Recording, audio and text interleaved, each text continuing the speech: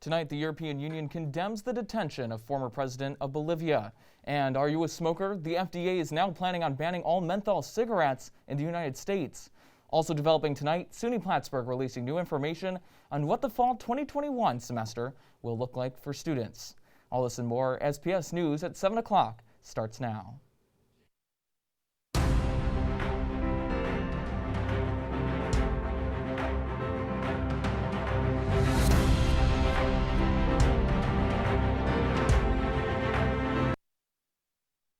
Good evening and thank you for joining us on this Thursday evening and final newscast of the semester. I'm Ladstatter. Now let's check in with some COVID numbers near you.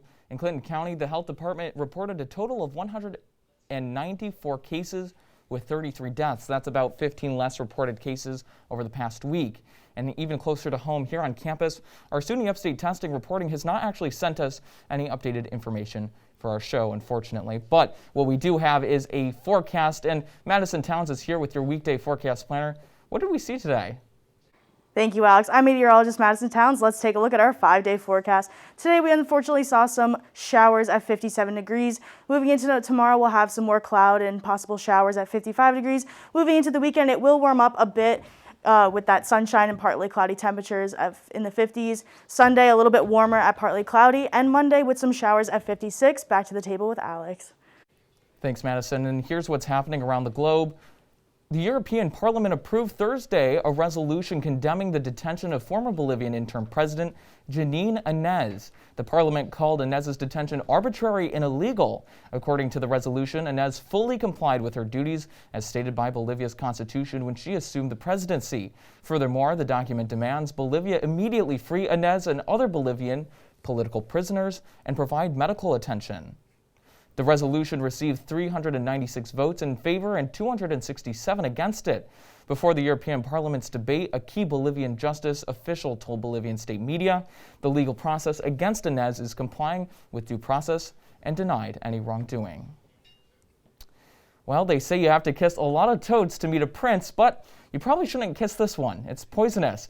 According to a study published Wednesday in the PLOS ONE journal, this newly identified species was found in the mountains of Brazil. The amphibian measures just under an inch long, and it's of the genus called pumpkin toads for a very obvious reason. The tiny neon orange toadlet was actually found in 2016, but they initially thought it belonged to an existing species. It is poisonous, but the threat to humans is minimal, which is good to hear. You can touch it with your bare hands, but probably shouldn't touch your hands, or your eyes or mouth afterwards. And that would also mean no kissing. Pope Francis is tackling corruption and other crimes in the Vatican. Thursday, the pontiff signed a new anti-corruption decree for cardinals and senior employees of the Vatican. The decree requires cardinals and Vatican managers to sign a declaration stating that they are not under investigation for various criminal acts.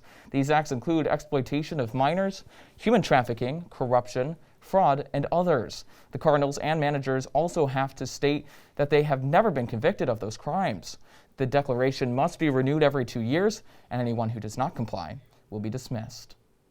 Now here's what's happening in our national news. The FDA announced that Thursday that it's taking steps to ban menthol-flavored cigarettes and all flavored cigars within the next year. The goal, of course, is to reduce disease and death from those products. Menthol is the last flavor currently allowed in cigarettes. It's also thought that menthol cigarettes are more addictive. According to the CDC, smoking is the leading cause of preventable death in the United States. And the Supreme Court is caught in a war of words. Justices are grappling with the First Amendment claims of a former Pennsylvania high school cheerleader who was suspended after using profanity in a post on the social media app Snapchat. Brandy Levy, who was 14 years old at the time of the outburst, says she shouldn't have been punished because her comments were posted while she was off school property. Levy, who repeatedly used the F word in her caption, was upset that she didn't make it onto the Mahoney Area High School's varsity squad. Her lawyer says the rant was her venting her frustration and not posing any sort of threat. The lawyer for the school district says it doesn't matter if Levy was on campus or not, but that her words caused a major disruption. The Biden White House previously sided with the school district, saying that harsh speech that is targeted towards school functions is open to discipline regardless of the location. The cruise industry might be able to resume voyages on the U.S. waters this July. USA Today says it obtained a letter from the CDC to the industry and got more details from the agency. The CDC says eliminating the risk on cruises isn't impossible, so the idea is to mitigate it.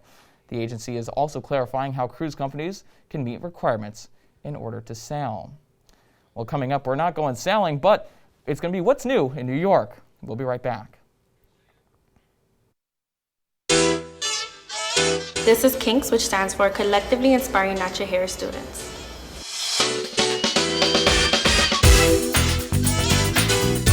We like to promote people to embrace their natural hair and just love who they are. Every spring semester we have a hair show, so if you're interested in modeling, hairstylist, and a makeup artist, this is something to look forward to every spring.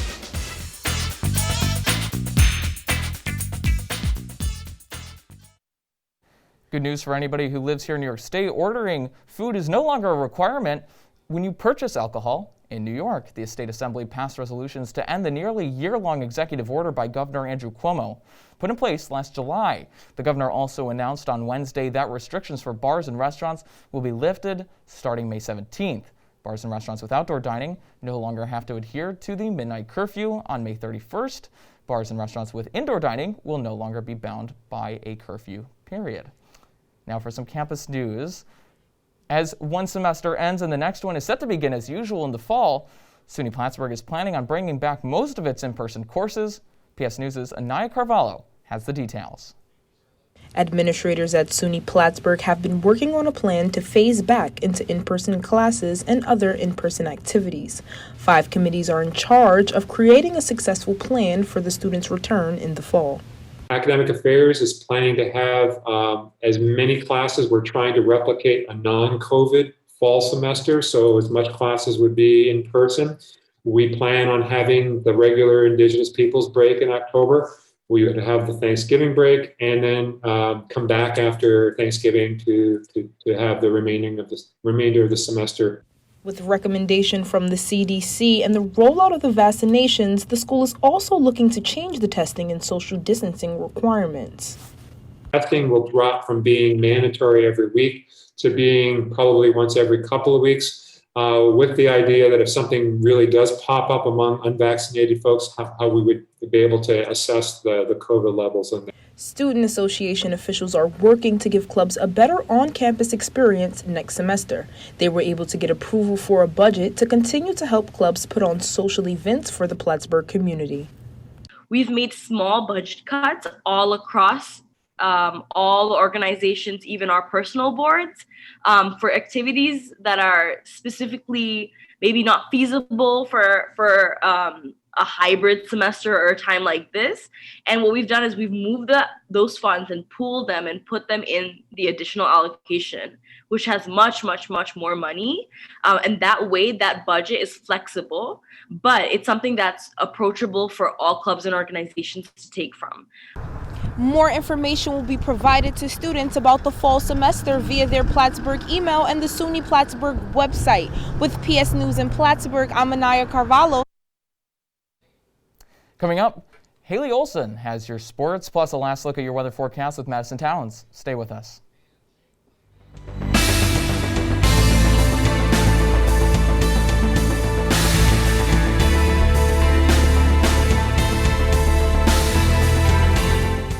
The sport of jiu-jitsu is mainly you can use it for self-defense. That's the number one reason it appeals to people. There's other people who come to this club for the competition aspect, and also a lot of others who do it for the workout aspect. It has multiple ways of appealing to different audiences, and you should come give it a try. You might like it.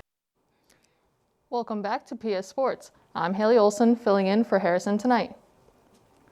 The Australia's National Cabinet announced today that the athletes and staff heading to Japan in July for the Tokyo Olympic and Paralympic Games have been granted access to COVID-19 vaccines. Approximately 2,050 Australians will be able to take the vaccine, comprised of Pfizer and AstraZeneca for those over 50. The Australian Olympic Committee welcomed the decision, saying that this provides comfort for athletes and officials. The opening ceremony for the postponed Tokyo 2020 Games is set for July 23rd, 2021. The Plattsburgh State softball team is not going to be making an appearance in the SUNY AC playoffs this year. The Cards fell to SUNY New Paltz in a doubleheader Wednesday, losing both games of the contest. Plattsburgh ends their season with a 7-9 record under first-year coach Sam Van Dorn. She says her team showed promise on the field this season and says the college should be excited for the future of our softball program. That's all for tonight's sports. I'm Hailee Olsen. Alex, your fly is down, and there's a national holiday for that. Indeed, there is, Hailee. The zipper is actually an invention we probably use it just about every day that makes life so much easier, and April 29th is a day to celebrate that thing that we take for granted. It's National Zipper Day. It's on April 29th because a patent for the modern zipper was issued to an inventor, Gideon Sunbach, on that date in 1913. Similar inventions date back to the 1850s, and they went by names such as automatic continuous clothing closure, clasp locker, separable fastener, and hookless fastener. The company B.F. Goodrich popularized the name zipper in the 1920s to mark the day. So you can post about this on social media using the hashtag National Zipper Day. Madison, how do you use your zippers? Usually on my jeans. They're pretty helpful. Keep the pants up, Gotta keep the pants up. All right, let's take one more look at our 5-day forecast. Unfortunately, today we did see some showers at 57 degrees, so hopefully, good thing it wasn't that cold. Might not want to put away your umbrellas just yet because tomorrow we will have more possible chances of showers at 55 degrees. Moving into the weekend, we do have some partly cloudy weather with 54 degrees, And Sunday we will have some warmer weather at 60 degrees with some partly cloudy. And Monday, unfortunately, we will see some more showers at 56 degrees. Back to the table with Alex. Thanks, Madison. Before we go, I'd like to add a personal note. For the last 3 years, PSTV and PS News has given me the opportunity to anchor the news and a platform to share stories and news from around the globe, the nation, and even our Plattsburgh community.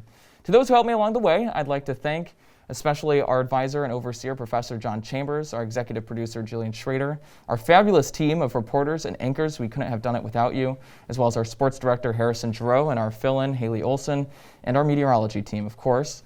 And a big thank you to our small but dedicated viewing audience for welcoming me into their homes for the last 3 years.